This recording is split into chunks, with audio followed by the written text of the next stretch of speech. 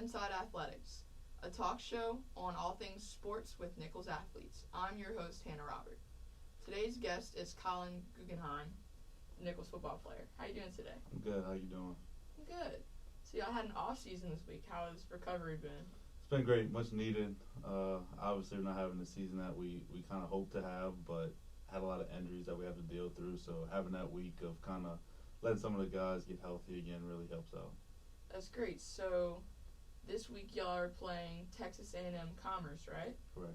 So how do you think this week is going to be preparing for them? I think it's definitely a little bit different. Kind of how you hit on the bye week. I think it helps that we got a couple guys back from injury and just being a little bit healthy. I think this team's still hungry. Still feel like we have something to prove. Even though the playoff contention's out for us, we still want to finish the season strong, and it's important to win games at home. Right. So after this week, y'all are playing Southeastern, a big rivalry for the River Bell Classic.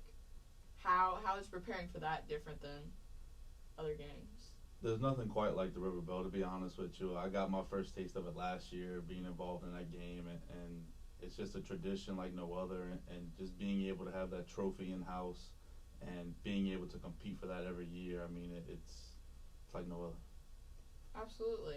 So Southern is ranked 3-1 in conference, and Nichols 2-3. How do you think that matchup is going to go? I think it'll be pretty good. I mean, no matter what the records are in rivalry games like that, the records, you basically throw them out the window. I mean, at that point, it's you're holding up the tradition and you're holding up your bragging rights and especially your home field. And I think at that point, it's just a matter of who wants it more. Absolutely. It's more when you have tradition behind it. Speaking of big games, this weekend, LSU beat Alabama 32-31. Are you a fan? I always say I pull for the home team, so I'm kind of glad LSU won. Am I a fan? No, but like I said, I'm glad that they won. I got a couple of my friends that play on that team that I've played against in high school and all, so it's good for an in-state school to kind of show out for our state and represent. Absolutely. Speaking of teams in the state doing well, Tulane is ranked 16th overall, and LSU with the win goes up to 7th. How does that add to the playoffs this year? Well, I think the good thing about it with the playoffs and the competition that they play, it kind of helps kind of showcase what Louisiana's about. Kind of helps showcase what the state has to offer and the coaches that are within the state and just the type of players that the state has to offer. Because if you look at the teams, a lot of those teams are dominantly powered by Louisiana athletes. So I think that and having those teams compete at a high level really helps our case with Louisiana schools. Absolutely. So going a little bit bigger to the NFL, what's your favorite team? I'm a big Saints fan. I think everybody's got to pull for the home state and just all the stuff that they've gone through. I'm a huge Saints fan. Awesome. So Saints playing Monday Night Football tonight against the Ravens. Andy Dalton's still in at quarterback. What do you think of this game tonight? I like the Saints. I mean, I always want to pull for them. I think Lamar Jackson's going to be tough to stop. I think he's pretty dynamic in what he does, but I like the Saints, especially at home. If you ever watch the game in the Dome, it's an atmosphere like no other. So I think any away team that comes into play in the Dome, it's just going to be hard for them to win. So I like the Saints tonight. Awesome. So another big challenge is Baltimore's defense is ranked 5th in stopping the run. How are the Saints going to have to open up that for Kamara?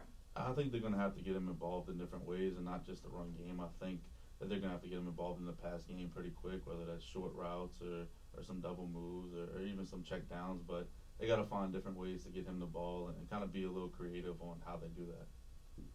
Awesome. So how do you think the Saints are going to stay in the playoff race? I mean, the division isn't too competitive right now. I think the biggest thing for them is just playing week by week. I mean, those guys, they're professionals. They know how to handle themselves. But in a division like that, at this point, they need to focus on winning the division and not worry about what's the future to hold, but what's in front of them right now. So I think if they can do a good job of that, I think they have a good chance of making the playoffs. I think so, too. So Super Bowl's coming up. It's still a ways off. But what's your pick? I mean, I guess I'd be biased if I picked the Saints, but But realistically, I think the Bengals are a good team that's up and coming. I think they're finally starting to hit their groove. They had a big game yesterday. I kind of like the Bengals. I mean, I like the 49ers too, with them getting McCaffrey. I think they're good contenders for the title, and I wouldn't rule out the Rams either. I know they're having a rough season, but they got a couple guys on that team who know how to win championships. So Right, absolutely. So, going something a little different, how is life being a student athlete in college? it's definitely different. The biggest advice that I have to tell everybody is just being able to manage your time. I will say, depending on how you approach college and the classroom, really dictates on how open your schedule is. If you're that type of person that kind of is ahead of the game and stays on top of it, I say college life's a pretty easy transition. Now, if you're one of those people who, procrastinates or something, that can be a little bit more challenging. But I think the transition in college has been pretty easy so far. So, which one are you? Are you on top of it or procrastinating? I think it depends on the week, honestly. Definitely with football season, I can get a little bit lazy at times. But I like to stay on top of the game and try to be ahead of the schedule that way. I do have some wiggle room in case something does come up. Right. So, you're a starter for Nichols. How is it kind of juggling all these responsibilities? It's tough. I'll be honest, you have to be very well at time management.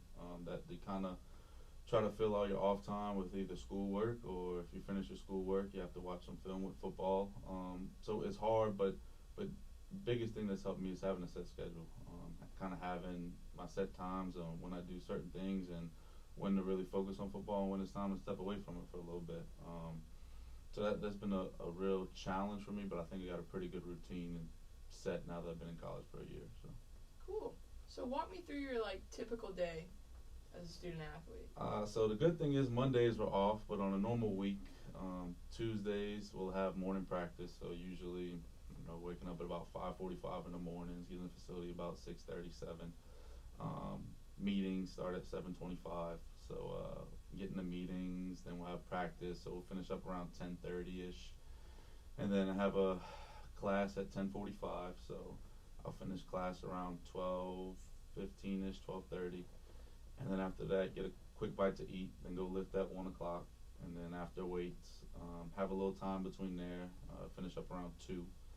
So I'll get to do a little schoolwork right there, and then we have meetings at 4. And then after meetings at 4, I usually stay in the facility, watch film till about 8, 8:30ish. And then if I got anything left over, I'll finish up school. If not, then I get to go to bed a little early that day, and that's pretty much a day.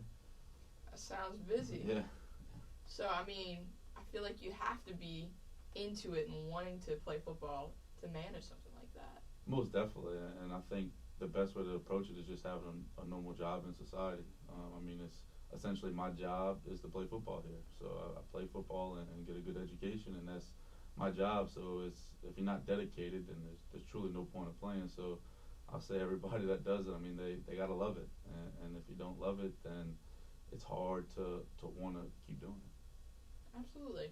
So, what's your favorite part about football? Because you said you were a coach earlier. I think the biggest part for me is just the camaraderie that you kind of build in your so-called family or football team, and just seeing guys grow. The biggest thing for me is this is my second year into the program, so just kind of seeing guys thrive that you never expected to thrive that soon is really fulfilling. And then from a coach's standpoint, just seeing your athletes kind of get it, and kind of hit that switch and wow, I finally got it, and I finally understand what you were saying, coach. So I think the biggest thing is just seeing others succeed.